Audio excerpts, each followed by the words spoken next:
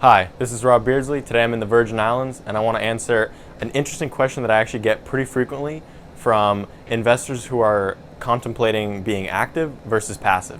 And I know this is a popular topic. You can read blogs all day long about active versus passive investing and things like that, but today I want to take a more direct, nuanced approach and actually talk about some hard numbers as well.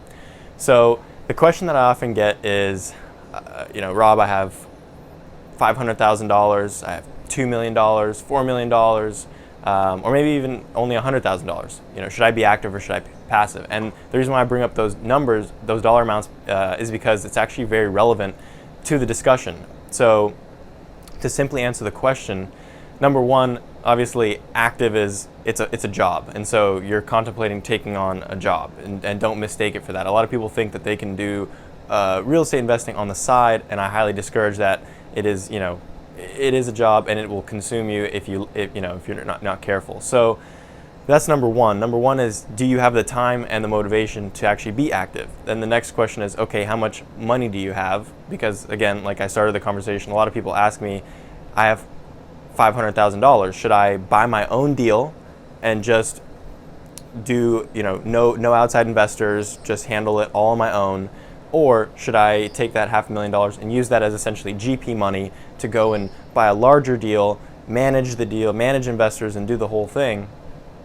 And the answer is, you have to look at how much money you have relative to your opportunity to create income through raising capital and building a real business around your real estate investments. So to take an extreme example, if you're a family office and you are managing your personal capital of $100 million, you need to have all focus on your capital, because it's such a large amount that optimizing it for every additional percentage of return is very meaningful.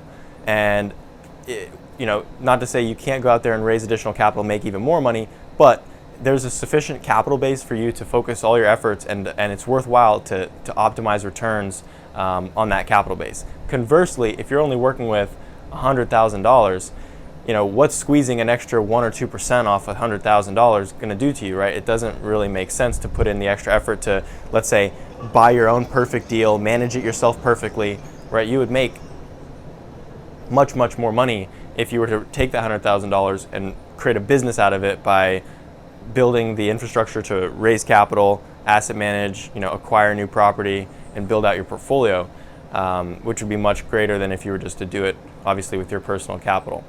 So those are kind of some of the questions and situations you need to look at when you're evaluating this question. I think it's a pretty interesting topic, and surprisingly, I get this question a lot, so figured I'd create a quick little video about it. Thanks for watching.